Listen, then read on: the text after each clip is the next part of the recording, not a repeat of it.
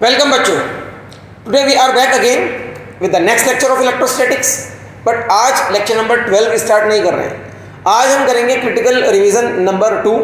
जिस तरीके से क्रिटिकल रिवीजन नंबर 1 में हमने रिवाइज किए थे topics of chapter of lecture 1, 2, 3, 4 and 5, वैसे ही आज क्रिटिकल रिवीजन 2 में हम रिवाइज करने वाले हैं टॉपिक्स जो हमने किए थे लेक्चर नंबर 6, 7, 8, 9, 10 एंड 11 में। क्रिटिकल रिवीजन किस लिए बोलते हैं? क्योंकि ये वो क्रिटिकल टाइम आ चुका है जहां पर आपको पहले पिछला रिवाइज करना बहुत ज़रूरी है आगे बढ़ने से पहले।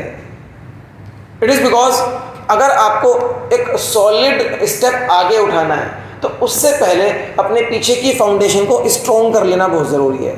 और लाइफ में भी यही होता है कि अगर आपको आगे सॉलिड तरीके से बढ़ना होता है तो पीछे की फाउंडेशन स्ट्रॉन्ग होनी बहुत ज़रूरी है। तो that is why we are going to start with the revision today. और रिवीजन में हमने देखना है कि लेक्चर नंबर 6 में हमारा कौन सा टॉपिक था। लेक्चर नंबर 6 आपको याद होगा, लेक्चर नंबर 6 में we started with electric field का कॉन्सेप्ट। इलेक्ट्रिक फील्ड का कॉन्सेप्ट हमने वहां पर किया था, electric field and electric field intensity. तो वहां पर सबसे पहली चीज थी इलेक्ट्रिक फील्ड। इलेक्ट्रिक फील्ड क्या होता है? इलेक्ट्रिक फील्ड का मतलब होता है किसी भी चार्ज के चारों ओर उतना स्पेस जहां तक उसका इफेक्ट फील किया जा सके, उसको बोलते हैं इलेक्ट्रिक फील्ड। सपोज मेरे पास ये कोई चार्ज है, कहां तक इसका इफेक्ट फील हो सकता है, वो पूरा रीजन इसके चारों ओर, that region is known as electric field. अब इसका इफेक्ट मतलब कि कहां तक ये अगर कोई दूसरा चार्ज इसके आसपास रखो उसको फोर्स लगा सकता है, या तो वो अट्रैक्टिव फोर्स होगी या वो रिपल्सिव फोर्स होगी। इट डिपेंड्स कि दोनों चार्जेस लाइक हैं या अनलाइक। जिस चार्ज के इफेक्ट को आप स्टडी कर रहे हैं उस चार्ज को सोर्स चार्ज बोलते हैं, याद है ना? उस चार्ज को सोर्स चार्ज बोलते हैं। ओके, तो ये तो रीजन होता है इलेक्ट्रिक फील्ड। उसके बाद हमारा था electric field intensity. Electric field intensity में क्या सीखा था हम लोगों ने? इलेक्ट्रिक फील्ड इंटेंसिटी का मीनिंग था कि जो हम इफेक्ट इसका फील करते हैं वो इफेक्ट पर यूनिट चार्ज, या ऐसे कह लीजिए the force acting per unit charge on a test charge. ये टेस्ट चार्ज है और याद रखिए test charge is always positive and the magnitude of the test charge is very very small. तो ये टेस्ट चार्ज है। टेस्ट चार्ज कौन सा चार्ज होता है? जिसकी हेल्प से हम इसका सोर्स चार्ज का इफेक्ट पढ़ते हैं एट अ गिवन पॉइंट। तो what is electric field intensity? Electric field intensity at a given point is force acting per unit charge on a test charge placed at that point. ये होता है electric field intensity. जो direction इस force का होगा वही electric field का होगा। और क्यू नोट का वो कंडीशन कि क्यू नोट पॉजिटिव है और बहुत छोटी मैग्नीट्यूड का है, उसको लिखते हैं limit Q naught tending to 0, इस तरीके से। तो formula is E is equals to F upon Q naught, where Q naught is the test charge and E is the electric field of the source charge.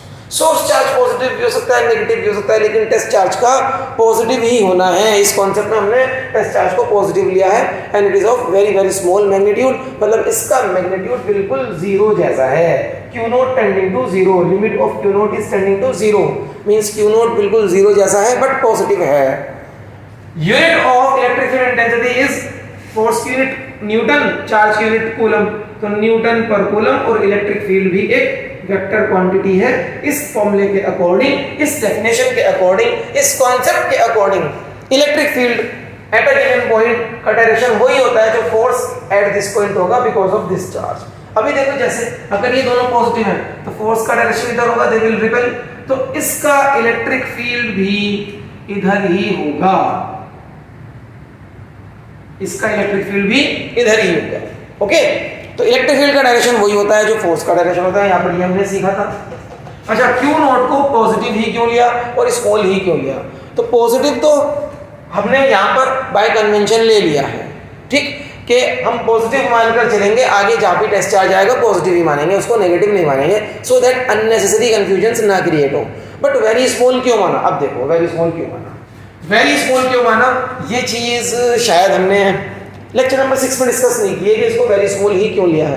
तो revision कर रहे हैं, कुछ तो एक्स्ट्रा मिलेगा ना हमें। Every revision lecture will include some extra points, some extra topics. ठीक, तो आज आपको मैं बताता हूँ कि यहाँ पर इसको वेरी स्मॉल क्यों माना जाता है। अब देखो, इस टेस्ट चार्ज के हेल्प से सोर्स चार्ज के इफेक्ट की स्टडी कर रहे हैं। सोर्स चार्ज का इलेक्ट्रिक फील्ड आपको इस पॉइंट पे स्टडी करना है कि वो कितना है। अगर मैं टेस्ट चार्ज को भी बड़ी मैग्नीट्यूड का चार्ज ले लूंगा तो टेस्ट चार्ज भी तो अपना इलेक्ट्रिक फील्ड क्रिएट करेगा, तो क्या फिर उसका इलेक्ट्रिक फील्ड इसके इलेक्ट्रिक फील्ड को डिस्टर्ब नहीं करेगा? और डिस्टर्ब करेगा तो क्या हम सोर्स चार्ज का सही इलेक्ट्रिक फील्ड पी पॉइंट पर, ये this point is P point पर ऑब्जर्व कर पाएंगे या कैलकुलेट कर पाएंगे? नहीं कर पाएंगे। तो इट मींस अगर आपको सोर्स चार्ज का पी पॉइंट पर सही इलेक्ट्रिक फील्ड कैलकुलेट करना है तो पी पॉइंट को एज स्मॉल एज पॉसिबल करना पड़ेगा, सो दैट इसका अपना कोई इफेक्ट ना हो वहां पर। इसलिए that is why the test charge unit has to be of very very small magnitude, ये रीजन होता है। उसके बाद हमने एक कॉन्सेप्ट सीखा था कि पॉजिटिव चार्ज का electric field away from the charge होता है और नेगेटिव चार्ज अगर ये है तो इसका electric field at a given point towards the charge होता है। ऐसा क्यों? देखो, ऐसा पॉजिटिव चार्ज का तो समझ आ गया। अगर आप इस डेफिनेशन को यहाँ लगाओ पॉजिटिव चार्ज के लिए, तो जो डायरेक्शन फोर्स का है वही इलेक्ट्रिक फील्ड का है। एंड सपोज अगर मैं सोर्स चार्ज को नेगेटिव ले लूं, this is source charge, test charge तो पॉजिटिव ही रह रहे हैं, तो अब बताओ source charge positive test charge को अट्रैक्ट करेगा। और ये कॉन्सेप्ट, ये डेफिनेशन क्या बोल रहा है कि जो डायरेक्शन फोर्स का होगा वही इलेक्ट्रिक फील्ड का होगा, तो नेगेटिव सोर्स चार्ज का इलेक्ट्रिक फील्ड भी इधर ही होगा जिधर फोर्स है। अब आप डायग्राम देखो क्या हो रहा है, नेगेटिव सोर्स चार्ज का electric field is towards the charge और पॉजिटिव चार्ज का electric field is away from the charge. इसलिए ये होता है कि पॉजिटिव चार्ज का इलेक्ट्रिक फील्ड अवे और नेगेटिव चार्ज का electric field towards the charge हम हमेशा बनाते रहते हैं। नेक्स्ट हमने इसी टॉपिक में, इसी लेक्चर में सीखा था, लेक्चर नंबर 6 में, इलेक्ट्रिक फील्ड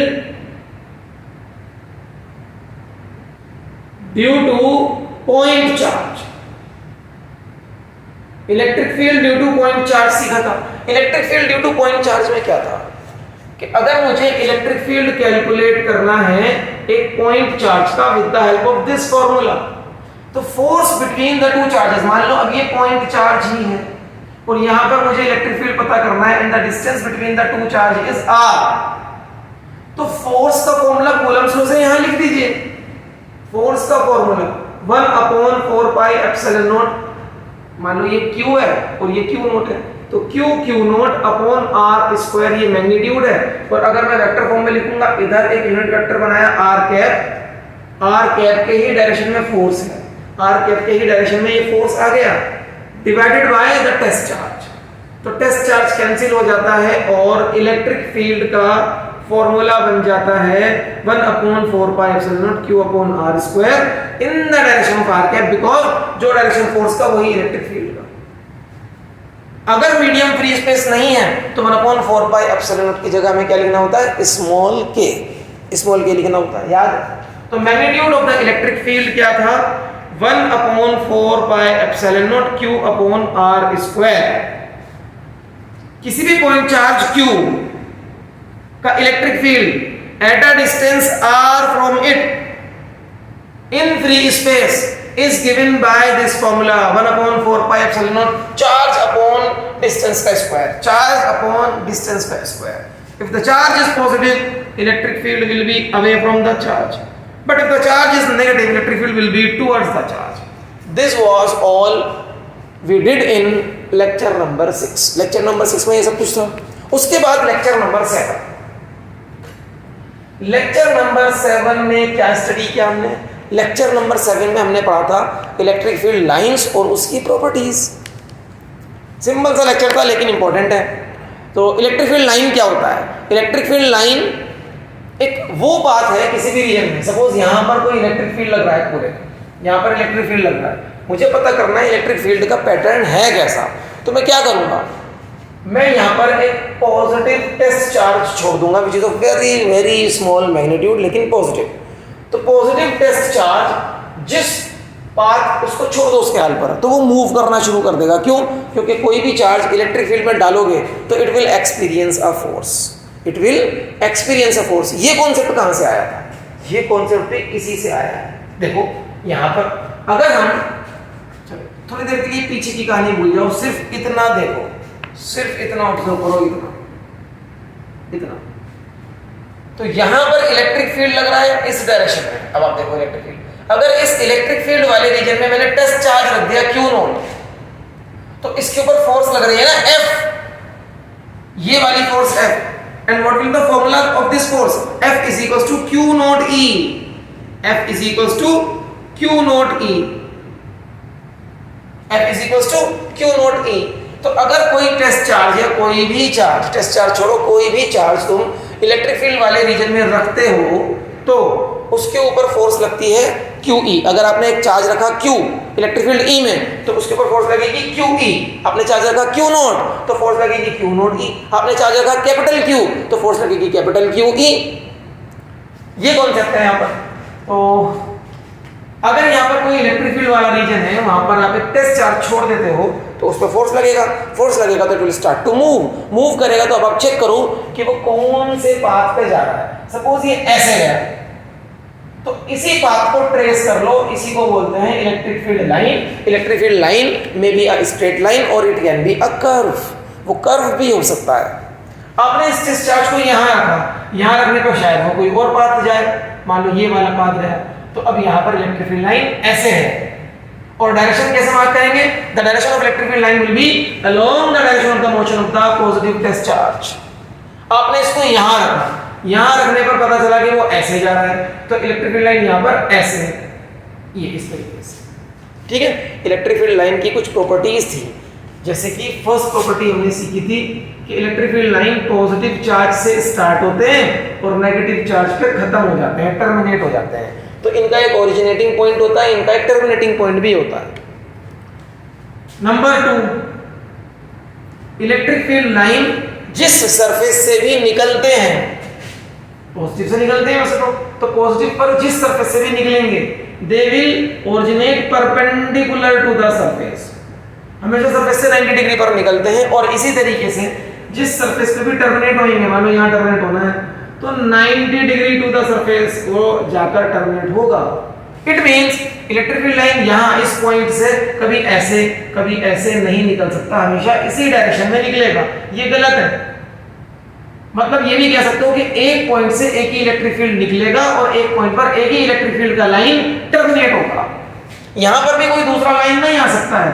अगर दूसरा लाइन बनाओगे तो क्या उसका एंगल 90 बनेगा? नहीं बनेगा, तो ये भी रॉन्ग है। थर्ड प्रॉपर्टी था हमारा डेफिनेशन ऑफ इलेक्ट्रिक फील्ड।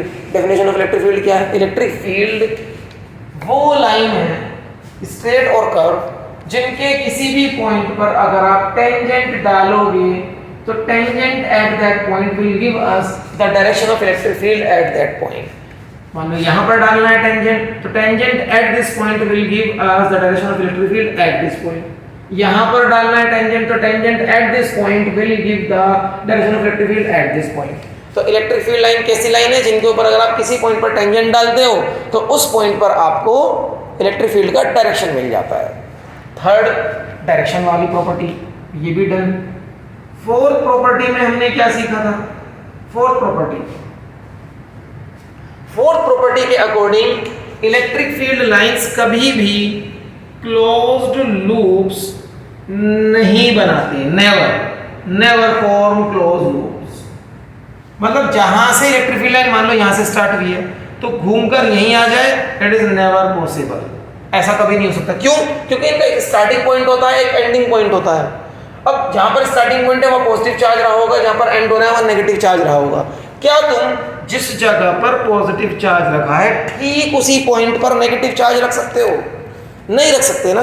अगर यहाँ पर पॉजिटिव चार्ज है तो इसी जगह पर नेगेटिव कैसे लाओगे? नेगेटिव या तो इसके ऊपर या इसके दाएं या इसके बाएं या इसके नीचे हो सकता है, लेकिन ठीक इस जगह पर नहीं हो सकता। तो इट मीन्स पॉजिटिव चार्ज से इलेक्ट्रिक फील्ड लाइन निकली तो वो नेगेटिव चार्ज पे जाकर टर्मिनेट हो जाएगी, नेगेटिव चार्ज पे जाकर टर्मिनेट हो जाएगी। तो क्लोज लूप कभी नहीं बना पाती हैं electric field lines. Fifth property में हमने ये सीखा था कि इलेक्ट्रिक फील्ड लाइंस अपनी लेंथ में कॉन्ट्रैक्ट होने की कोशिश करती हैं। तो इलेक्ट्रिक फील्ड लाइन क्योंकि पॉजिटिव से निकलती है और नेगेटिव पर खत्म होती है, अगर वो अपनी लेंथ में हमेशा कॉन्ट्रैक्ट होने की कोशिश करेगी, लाइक रबर बैंड को खींचो तो उसकी टेंडेंसी हमेशा क्या रहती है, वापस अपनी लेंथ कम करने की। बिल्कुल ऐसे ही ये बिहेव करती है। तो वो अपने आपको लेंथ में कॉन्ट्रैक्ट करने की कोशिश करेगी, तो पॉजिटिव और नेगेटिव भी तो पास पास आएंगे। That is why according to the concept of electric field lines, positive और नेगेटिव चार्ज हमेशा एक दूसरे को अट्रैक्ट करते रहते हैं। Next property we learn that कि अगर दो इलेक्ट्रिक फील्ड लाइन पास पास हैं तो वो एक दूसरे को साइड में लेटरल प्रेशर, लेटरल मतलब साइडवेज प्रेशर लगाकर रिपेल करने की या भगाने की कोशिश करती हैं। एंड दिस प्रॉपर्टी एक्सप्लेन्स कि क्यों लाइक चार्जेस रिपेल करते हैं। आप जाके लेक्चर नंबर 7 अगर देखोगे तो वहाँ पर अच्छे से एक्सप्लेन कर रखा है। बट क्रिटिकल रिवीजन का मतलब ये है कि यहाँ पर मैं आपको सारे टॉपिक्स याद दिला रहा हूँ कि आपने क्या क्या करें, सो दैट आपको रियलाइज़ हो कि आपको ये सब चीज़ें याद रहनी चाहिए। इस लेक्चर का मतलब ये नहीं है कि मैंने जो 6, 7, 8, 9, 10, 11 लेक्चर में आपको पढ़ाया था वो दोबारा से पढ़ाऊंगा आज, बट याद दिला रहा हूँ विद की पॉइंट्स ओनली। ओके, कोई भी पॉइंट आपका अगर आपको लग रहा है कि नहीं इस पॉइंट की डिटेल मुझे याद नहीं रही, तो go to the respective lecture, वहाँ पर जाकर देखिए डिटेल क्या है। लिखिए ऊपर यूट्यूब के सर्च बार में इलेक्ट्रोस्टैटिक्स लेक्चर नंबर 7 फिजिक्स सीखो और आप पहुँच जाएंगे सीधा उस लेक्चर पे। ठीक है ना। तो 7th प्रॉपर्टी में क्या है, 7th प्रॉपर्टी में था कि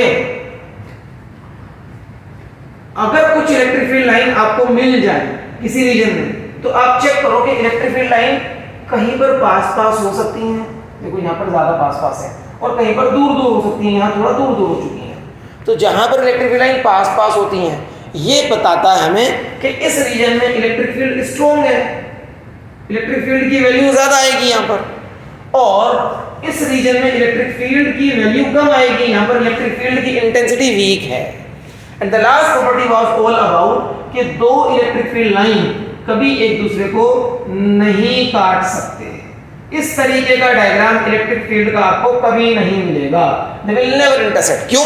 क्योंकि जिस पॉइंट पर वो काटेंगे इसका मतलब हो जाएगा कि वहां पर इलेक्ट्रिक फील्ड के एक साथ एक ही जगह पर दो डायरेक्शन हो जाएंगे, विच इज नॉट पॉसिबल। इसका भी एक्सप्लेनेशन अच्छे से दिया गया है इन दैट लेक्चर, आप चाहो तो वहां जाकर देख सकते हो। तो lecture number 6 and lecture number 7 तो हमने रिवाइज कर लिया है। आपको यहाँ से कुछ कॉपी या स्क्रीनशॉट वगैरह करना है तो कर लीजिए, हम आगे बढ़ते हैं। उसके बाद हम फिर रिवाइज करने वाले हैं लेक्चर नंबर 8। तो अब रिवीजन करने का टाइम आ चुका है हमारा नेक्स्ट लेक्चर के लिए, and that was the lecture number 8। Lecture number 8 में हमारा टॉपिक था dipole and electric field due to dipole on its axial line. तो सबसे पहले हमने उस लेक्चर में डायपोल क्या होता है ये समझा था। डायपोल क्या होता है? Dipole is a combination of two equal and opposite charges separated by a finite distance. Dipole क्या है? एक ऐसा सिस्टम जहां पर इक्वल एंड अपोजिट चार्जेस होते हैं। देखो प्लस क्यू माइनस क्यू, तो दोनों चार्जेस इक्वल है लेकिन अपोजिट है, और इनको एक ऐसे डिस्टेंस से सेपरेट किया जाता है जो फाइनाइट हो, मतलब जो बहुत बड़ा डिस्टेंस ना हो, सो दैट ये दोनों चार्ज एक दूसरे के साथ इंटरेक्ट करते रहें। इस सिस्टम को बोलते हैं डायपोल। डायपोल के चार्जेस के बीच में जो डिस्टेंस होता है उसको बोलते हैं डायपोल लेंथ, और डायपोल लेंथ हमेशा मेजर करते हैं हम नेगेटिव चार्ज से पॉजिटिव चार्ज के डायरेक्शन में। तो अगर आपको यहाँ पर इस लेंथ को मेजर करना है, ये लेंथ मान लो L है, तो इसको कैसे मेजर करोगे? नेगेटिव चार्ज से पॉजिटिव चार्ज के डायरेक्शन में मेजर करोगे। This is the direction of dipole length. Dipole length vector quantity है, इसका डायरेक्शन क्या है? नेगेटिव चार्ज से पॉजिटिव चार्ज की तरफ, और इसको हम लिखते हैं L is equals to 2a। L dipole length है तो A क्या होगा? A is half the dipole length. अगर ये डायपोल का सेंटर है तो A is half the dipole length, इधर भी A इधर भी A, that is why L is equals to 2a। तो L ये पूरा 2a के बराबर हो जाता है। ओके, फिर आता है डायपोल मोमेंट। डायपोल मोमेंट क्या होता है? डायपोल मोमेंट भी एक वेक्टर क्वांटिटी है। कैसी क्वांटिटी है? It is measured as the product of, product मतलब multiplication, product of any one of the charge का मैग्नीट्यूड। दोनों चार्जेस क्यों हैं? दोनों चार्जेस क्यों हैं? उनमें से किसी भी एक चार्ज का मैग्नीट्यूड उठा लो, उसको मल्टीप्लाई कर दो डायपोल की लेंथ के साथ, जो भी चीज आती है उसको डायपोल मोमेंट बोलते हैं, क्योंकि डायपोल लेंथ एक वेक्टर क्वांटिटी है।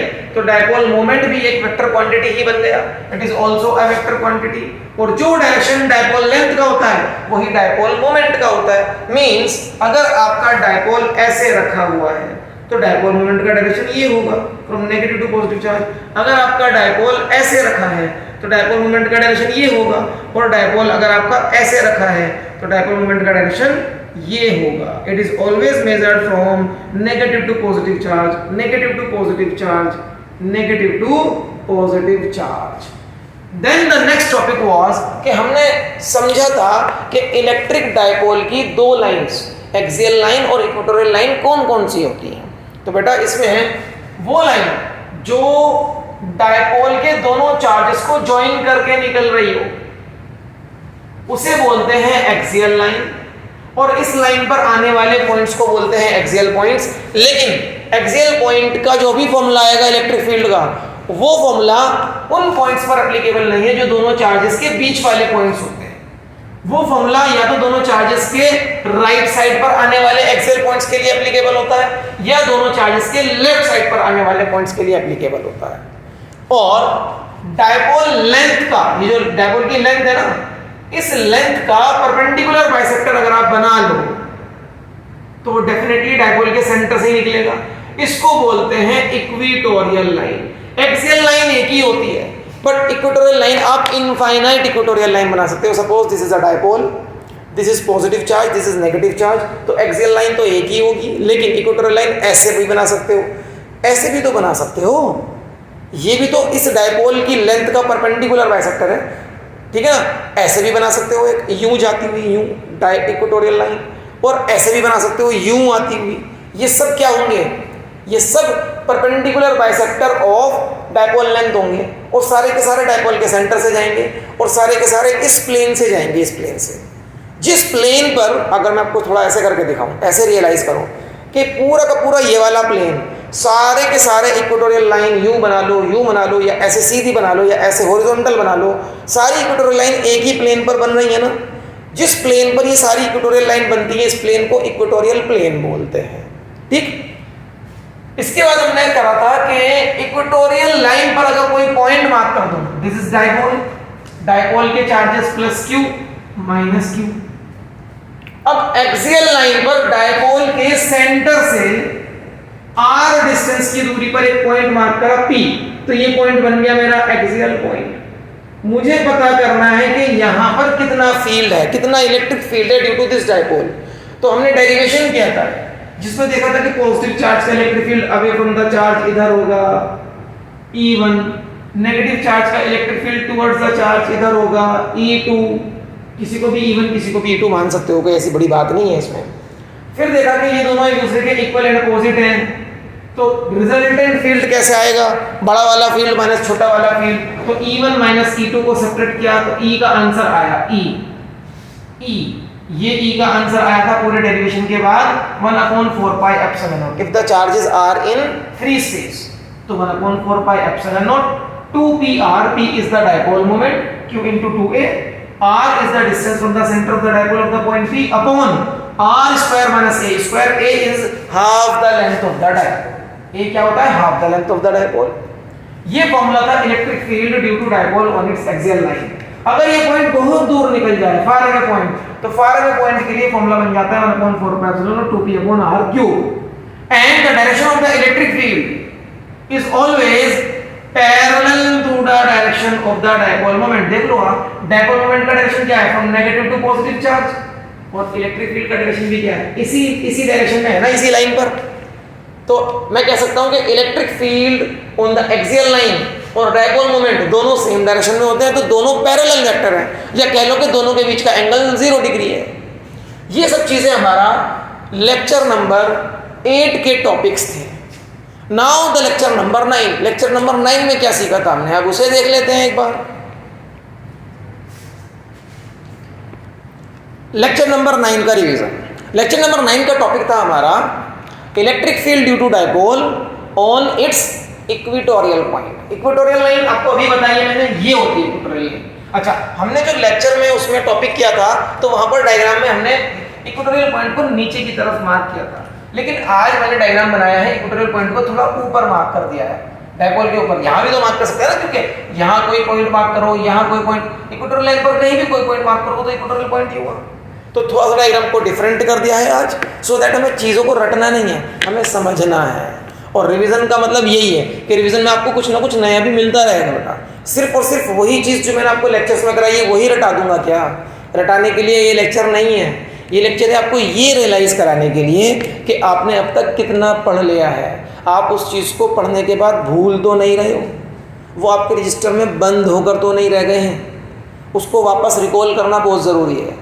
आपको खुद से रिवीजन करना है, लेकिन अगर आप रिवीजन नहीं कर रहे हैं तो ये लेक्चर सिर्फ इस बात को रियलाइज़ कराने के लिए है कि आपको रिवीजन करना है और वो खुद से करना है, अपने रजिस्टर से करना है।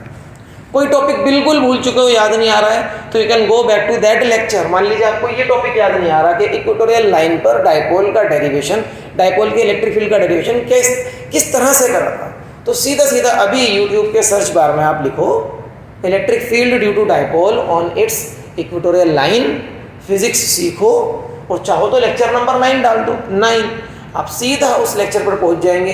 एक बार ध्यान से देखिए, वापस से सब चीज़ें याद आ जाएंगी।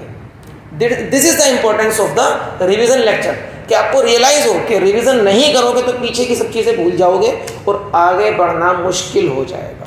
बेटा आगे अगर स्ट्रॉन्ग स्टेप उठाना है अपनी पढ़ाई में, पीछे की फाउंडेशन स्ट्रॉन्ग रहनी चाहिए, पीछे आपकी फाउंडेशन स्ट्रॉन्ग रहनी चाहिए, उसके लिए revision is very very important. चलिए आगे देखिए, ये डायपोल है प्लस क्यू और minus Q charges, plus Q and minus Q charges. Distance between the two charges is 2a, that is the length of the dipole. a इधर, o is the centre point of the dipole, और वहां से r distance पर एक point p है जहां पर आपको पता करना है कि इलेक्ट्रिक फील्ड कितना है, और ये p पॉइंट क्योंकि इक्वेटोरियल लाइन पर है तो इसको बोलते हैं इक्वेटोरियल पॉइंट। अब यहां पर भी इलेक्ट्रिक फील्ड नेगेटिव चार्ज से भी होगा, पॉजिटिव चार्ज से भी होगा। नेगेटिव चार्ज का electric field towards the charge बनाया था, याद है ना? मान लो ये E1 है, E1 वैल्यू क्या है 1/4πε0 अगर चार्जेस फ्री स्पेस में है तो। चार्ज अपॉन डिस्टेंस था r² + a² under the root, तो चार्ज अपॉन डिस्टेंस का स्क्वायर। इस वाले चार्ज का इलेक्ट्रिक फील्ड क्योंकि ये पॉजिटिव है तो अवे फ्रॉम द चार्ज आएगा, मान लो E2, तो E2 की वैल्यू 1/4πε0 चार्ज अपॉन डिस्टेंस, तो इसका भी इतना ही है, तो सेम इलेक्ट्रिक फील्ड आ गया था दोनों का। अगर आपको याद हो दोनों का इलेक्ट्रिक फील्ड सेम आ गया था। फिर इनके हमने दोनों के कंपोनेंट किए, साइन कंपोनेंट क्योंकि दोनों इलेक्ट्रिक फील्ड सेम है, इक्वल एंड अपोजिट थे, कैंसिल हो गए थे। कोस कंपोनेंट दोनों के इधर आए थे, ऐड हो गए थे, जिनकी वजह से रिजल्टेंट इलेक्ट्रिक फील्ड इस डायरेक्शन में मिला था। रिजल्टेंट इलेक्ट्रिक फील्ड का आंसर था ये डेरिवेशन करने के बाद 1/4πε0 p is the dipole moment. क्या होता है dipole moment? q into 2a upon r², r is the distance of the equatorial point from the center of the dipole, r² plus a² की whole power 3/2, a क्या होता है half the dipole length. Electric field का direction equatorial point पर dipole moment के direction से, check करो dipole moment is from negative to positive charge, dipole moment के डायरेक्शन से अपोजिट होता है। तो अगर मैं इस फॉर्मूले को वेक्टर फॉर्म में लिखूंगा तो डायपोल मोमेंट के डायरेक्शन से अपोजिट, यहां माइनस लग जाएगा वेक्टर फॉर्म में। मैग्नीट्यूड लिख रहा है तो विदाउट माइनस साइन लिख दो जैसे लिखा हुआ था अभी। और अगर ये p point far away point है तो फार अवे पॉइंट के लिए फॉर्मूला बन जाता है 1/4πε0 p/r³। Axial point far away point का आंसर था 2, यहां पर 2 था, 2p/r³। It means axial point अगर फार अवे हो तो उस पॉइंट पर इलेक्ट्रिक फील्ड की वैल्यू इक्वेटोरियल पॉइंट जो फार अवे होता है उस पॉइंट पर इलेक्ट्रिक फील्ड वैल्यू से ट्वाइस होती है। And this was the result. Electric field far away point on equatorial line multiplied by 2 will give you the electric field far away point on axial line. ये result था हमारा, ठीक है। तो ये था हमारा लेक्चर नंबर 9 में टॉपिक। नेक्स्ट टॉपिक हमने किया था लेक्चर नंबर 10 में, उसको देख लेते हैं।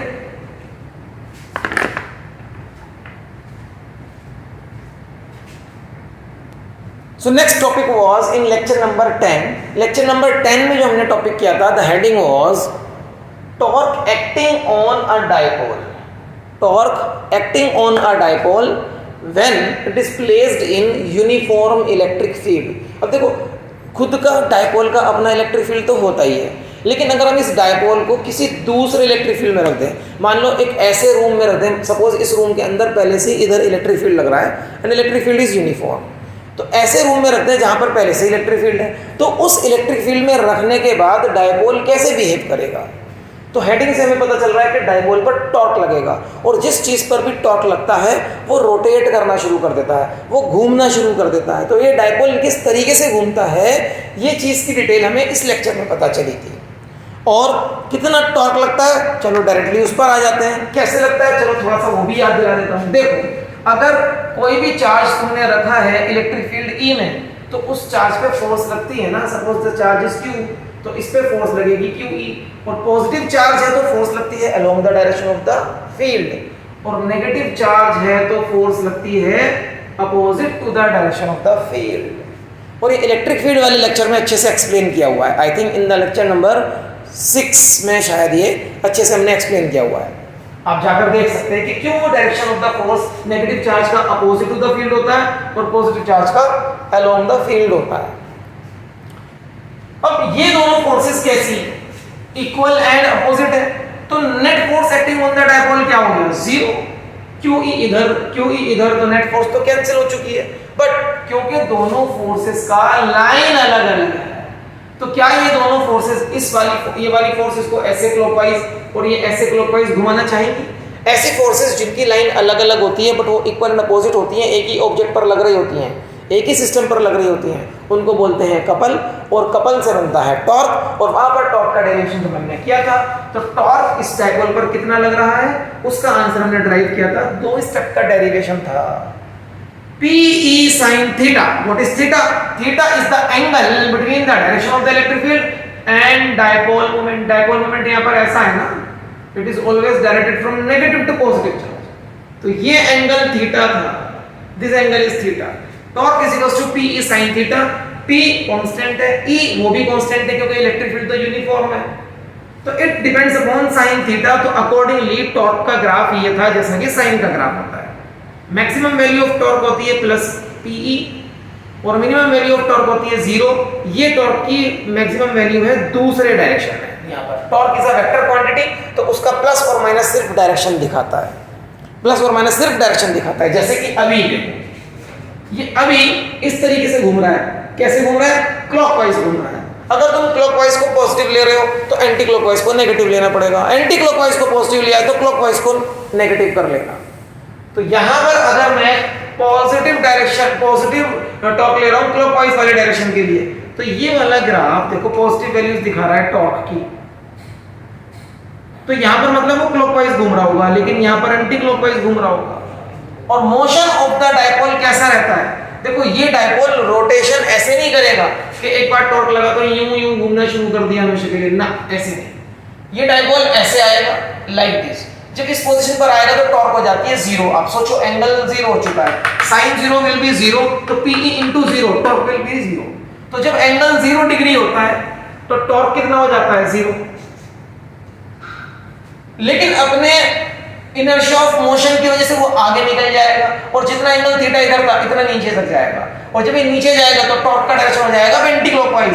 अब ये टॉर्क इसको वापस ऐसे लाएगी। मैंने आपको एक पढ़ाया था कि जैसे सिंपल पेंडुलम होता है, इधर से इधर जाएगा फिर इधर से इधर जाएगा, अपनी मीन पोजीशन अपनी इक्विलिब्रियम पोजीशन के दोनों तरफ ऑसिलेशंस करता रहता है। ऐसे ही ये डायपोल अगर थीटा एंगल पे मैंने इसको रखा और छोड़ दिया तो ये थीटा एंगल नीचे जाएगा फिर ऊपर जाएगा फिर नीचे जाएगा, यहाँ अपने सेंटर ऑफ मास पे ऐसे ऑसिलेशन करता रहेगा। तो ये ऑसिलेटरी मोशन करता है, ऐसा कुछ नहीं है कि ये ऐसे घूमने लग गया सिर्फ और सिर्फ ऐसे घूमता रहेगा, रोटेशन करता रहेगा ना, ये करता है oscillations like this, oscillations, oscillatory motion करता है। याद रखिएगा टॉर्क की वैल्यू अगर 90 डिग्री पर निकालनी है तो sin 90 की वैल्यू होती है मैक्सिमम एंड दैट इज 1।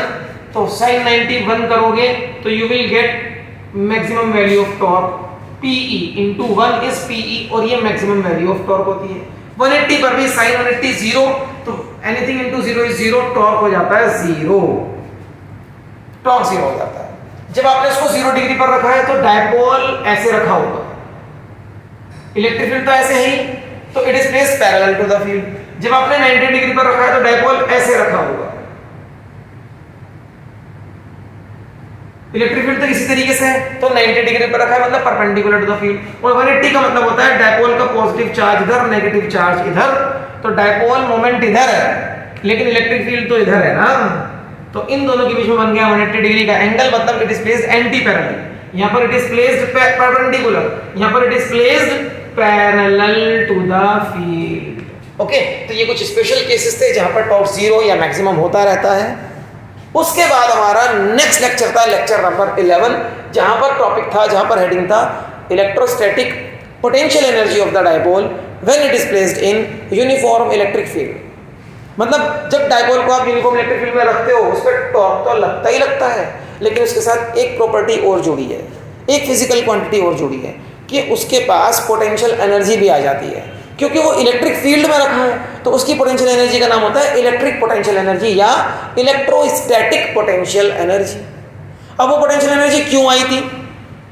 क्योंकि जब भी आप किसी भी सिस्टम को किसी फील्ड में रखते हो तो उस फील्ड के अकॉर्डिंग उसके पास एनर्जी आ जाती है। किसी मास को ग्रेविटेशनल फील्ड में रखोगे तो उसके पास ग्रेविटेशनल पोटेंशियल एनर्जी आ जाएगी, किसी मैग्नेट को दूसरे मैग्नेट के फील्ड में रखोगे तो उस मैग्नेट के पास भी मैग्नेटिक पोटेंशियल एनर्जी आ जाएगी, ठीक है ना। ऐसे ही किसी डायपोल को, क्योंकि dipole is made up of charges, किसी एक्सटर्नल इलेक्ट्रिक फील्ड में रखोगे तो उस डायपोल के पास इलेक्ट्रोस्टैटिक पोटेंशियल एनर्जी आ जाती है।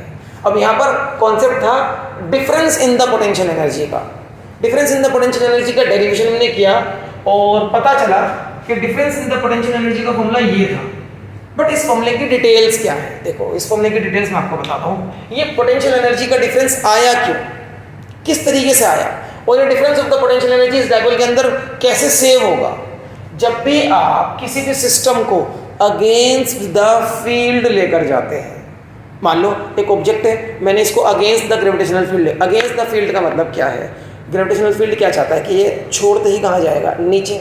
मैं इसको अगेंस्ट द फील्ड ले जाऊँ ऊपर, तो जो मैंने इसको ऊपर ले जाने में काम करा है वो काम इस ऑब्जेक्ट की चेंज इन पोटेंशियल एनर्जी बन के इसके अंदर सेव हो गया। इसका difference in the potential energy यही है जो मैंने इसके ऊपर वर्क करा है इसको अगेंस्ट द फील्ड ले जाने में। वैसे ही आप यहाँ देखो ना, ये फील्ड अभी क्या चाहता है कि ये डायपोल कैसे घूम जाए, क्लॉकवाइज घूम जाए।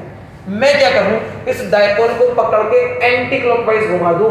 एंटी क्लॉकवाइज घुमाना है आराम से घुमाने के लिए उतना ही टॉर्क लगाना पड़ेगा ना जितना टॉर्क इसको क्लॉकवाइज ले जाना चाह रहा है। तो ये टॉर्क लगाकर अगर मैं इसको एंटी क्लॉकवाइज घुमा दूं from angle θ1 to angle θ2 means final position ये हो जाए डायपोल की। अब इसका एंगल हो जाए θ2, तो इनिशियल पोजीशन पर इसके पास कुछ तो पोटेंशियल एनर्जी रही होगी और अब फाइनल पोजीशन पर भी इसकी कुछ पोटेंशियल एनर्जी हो गई होगी। उन दोनों एनर्जी का डिफरेंस इसके अंदर एक्स्ट्रा आ चुका है। That difference in the potential energy is delta U, और उसका फॉर्मूला ड्राइव करके आता है delta U is equals to minus PE, P dipole moment, E वो इलेक्ट्रिक फील्ड जिसमें आपने इसको रखा है, external electric field. Within the bracket cos θ2, θ2 का मतलब होता है final position, final angle, cos θ2 minus cos θ1, θ1 का मतलब था इनिशियल एंगल जो भी है वो। तो ये फॉर्मूला हमें देता है कि अब इसके पास इस पोजीशन से इस पोजीशन तक घुमाने की वजह से कितना चेंज इन पोटेंशियल एनर्जी आ गया। अगर आपने इसको अगेंस्ट द फील्ड घुमाया है तो ये चेंज इन पोटेंशियल एनर्जी इसके पास एक्स्ट्रा सेव हो जाएगी, और अगर ये in the direction of the field घुमा जाए, मतलब जैसे फील्ड चाहता है अकॉर्डिंग टू द फील्ड घूम जाए, तो इसका मतलब this much of potential energy उसके अंदर से निकल जाएगी, इतना चेंज इन पोटेंशियल एनर्जी उसका कम हो जाएगा, ये उसका मतलब होगा। ओके, अब मुझे अगर पता करना है कि एक पर्टिकुलर एंगल पर पोटेंशियल एनर्जी कितनी होगी डायपोल के पास, मान लो यहाँ मेरे पास तो एंगल थीटा मान लो 30 डिग्री है, मुझे पता करना है कि अभी इस डायपोल के पास कितनी पोटेंशियल एनर्जी है, उसके लिए ये फॉर्मूला था। And this formula is nothing but the special case of the above formula only. इसका एक स्पेशल केस हमने करा था उस डेरिवेशन में जहां से फॉर्मूला आया माइनस पीई कोस थीटा। अब अगर तुम थीटा की जगह 30 डिग्री लगा दो तो तुम्हें पता चल जाएगा 30 डिग्री के एंगल पर पोटेंशियल एनर्जी कितनी रहेगी। 60 डिग्री लगाओगे तो 60 डिग्री के एंगल पर पोटेंशियल एनर्जी पता चल जाएगा, और इस फॉर्मूले को आप वेक्टर फॉर्म में लिख सकते हो P डॉट ई, और क्योंकि डॉट प्रोडक्ट हमेशा स्केलर क्वांटिटीज को रिप्रेजेंट करते हैं, तो U पोटेंशियल एनर्जी भी क्या है, एक स्केलर क्वांटिटी तो है, that is why it is given by dot product of P and E। Minus P dot E मत भूलना, माइनस लग रहा है ना, तो minus P dot E, PE cos theta is P dot E, but negative यहाँ पर आ गया। ओके, और कुछ स्पेशल एंगल्स हैं, अगर 0 डिग्री पर मुझे पोटेंशियल एनर्जी पता करनी है तो यहाँ 0 लिख दो, cos 0 इज 1, पोटेंशियल एनर्जी हो जाएगी माइनस PE। 90 डिग्री पर पता करनी है, cos 90 इज 0, पोटेंशियल एनर्जी हो जाती है यहाँ पर 0, और 180 डिग्री पर पता करनी है तो cos 180 इज -1, तो -1 और ये वाला माइनस बन जाएगा प्लस, पोटेंशियल एनर्जी हो जाएगी प्लस PE। तो यहाँ पर देखो पोटेंशियल एनर्जी मैक्सिमम है, यहाँ पर पोटेंशियल एनर्जी मिनिमम है, यहाँ पोटेंशियल एनर्जी 0 होती है। मतलब जब तुम डायपोल को ऐसे रखते हो उस पर टॉर्क 0, लेकिन पोटेंशियल एनर्जी मिनिमम। जब ऐसे रखते हो तो टॉर्क मैक्सिमम होता है, पोटेंशियल एनर्जी 0 होती है। और जब anti parallel opposite to the direction of the field रखते हो 180 डिग्री एंगल पर, तो टॉर्क 0 होता है, पोटेंशियल एनर्जी मैक्सिमम होती है। और एक कंडीशन होती है इक्विलिब्रियम कंडीशन। इक्विलिब्रियम कंडीशन कब आती है?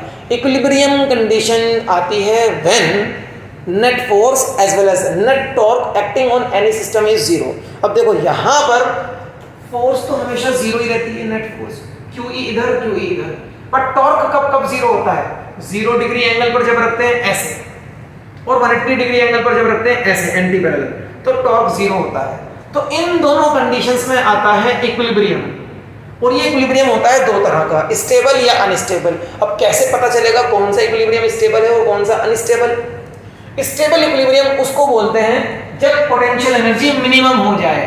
तो पोटेंशियल एनर्जी मिनिमम होगी तो इट मींस स्टेबल इक्विलिब्रियम है। स्टेबल इक्विलिब्रियम का मतलब कि अगर आप डायपोल को इस पोजीशन से थोड़ा सा डिस्टर्ब कर दोगे तो वापस वो इसी पोजीशन पर आ जाएगा। ये डायपोल है, अगर मैंने हल्का सा डिस्टर्ब किया तो ऐसे ऐसे ऑसिलेट करके वापस जब रुकेगा तो यही रुकेगा। अनस्टेबल इक्विलिब्रियम ये वाला इक्विलिब्रियम है जब पोटेंशियल एनर्जी मैक्सिमम हो, तो इक्विलिब्रियम कहलाता है अनस्टेबल। अब ये यहाँ पर है तो इक्विलिब्रियम में, लेकिन है बड़ा अनस्टेबल। अगर हल्का सा भी डिस्टर्ब कर दिया यूं, तो अब ये बड़े बड़े ऑसिलेशंस लेगा ऐसे ऐसे, और ये ऑसिलेशंस धीरे धीरे डाई आउट होंगे क्योंकि यहाँ पर कुछ ना कुछ रेजिस्टिव फोर्सेस तो होंगी, और जब ये रुकेगा तो इधर रुकेगा स्टेबल इक्विलिब्रियम वाली पोजीशन पे। और ये कंडीशन और types of equilibrium, condition of equilibrium और टाइप्स ऑफ इक्विलिब्रियम बच्चों इस लेक्चर में बहुत अच्छे से एक्सप्लेन करें, जो लास्ट लेक्चर अभी हमारा हुआ है, लेक्चर नंबर 11। अगर आपको इक्विलिब्रियम कंडीशन समझने में थोड़ी भी दिक्कत हो रही है, इसके रिवीजन में ज़रा भी दिक्कत है, तो आई सजेस्ट कि इसको डिटेल में करने के लिए अभी इस लेक्चर पर चले जाओ।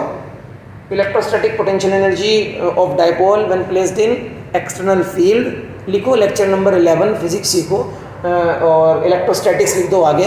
आप इस लेक्चर पे पहुंचोगे और डिटेल में कर सकते हो। लेकिन रिवीजन में एक एक्स्ट्रा पॉइंट चलो मैं आपको फिर दे देता हूँ कि हम क्या पोटेंशियल एनर्जी का ग्राफ बना सकते हैं? यस, बना सकते हैं, क्योंकि इसका ग्राफ होगा कॉस के ऊपर डिपेंड, और कॉस का ग्राफ कैसा होता है? ऐसे। लेकिन इसके पहले लिखा है नेगेटिव, तो नेगेटिव की वजह से ग्राफ ऐसे हो जाएगा। This is the graph for potential energy. इधर पोटेंशियल एनर्जी, इधर एंगल थीटा चेक करते हैं। देखो ये एंगल 90 होगा, 90 डिग्री पर पोटेंशियल एनर्जी 0 होती है। ये एंगल 180 होगा, 180 डिग्री पर पोटेंशियल एनर्जी प्लस PE, और ये एंगल 0 है, 0 डिग्री पर potential energy is minus PE। आप 180 से आगे भी जाना चाहते हो, 270 पर भी आंसर है हमारे पास, और 360 पर भी है। ठीक, तो this is the graph for the potential energy versus angle theta. चलिए, रिवीजन में कुछ ना कुछ एक्स्ट्रा पॉइंट मिलेंगे आपको, तो that is why revision is also important. Revision important है। ओके, तो ये हमारा आज का रिवीजन हुआ। आज की क्लास को यहीं रोकते हैं। नेक्स्ट लेक्चर में हम लेक्चर नंबर 12 होने वाला है, एक नया टॉपिक स्टार्ट करने वाले हैं, and that topic is going to be electric flux. तो मिलते हैं नेक्स्ट लेक्चर में नेक्स्ट टॉपिक के साथ। लेकिन उससे पहले मेरी रिक्वेस्ट आपसे यही रहेगी कि अगर आपको इन क्लासेस से थोड़ा भी बेनिफिट हो रहा है और आपने अभी तक चैनल को सब्सक्राइब नहीं किया है, तो आई रिक्वेस्ट कि चैनल को सब्सक्राइब कर लें, बेल आइकन को भी प्रेस कर लें, सो दैट जब भी नेक्स्ट वीडियो आती है तो वो आपसे मिस ना हो जाए, उसका नोटिफिकेशन भी आपको मिलता रहे। ठीक है ना? तो मिलते हैं नेक्स्ट लेक्चर में नेक्स्ट टॉपिक के साथ। Till then, bye bye.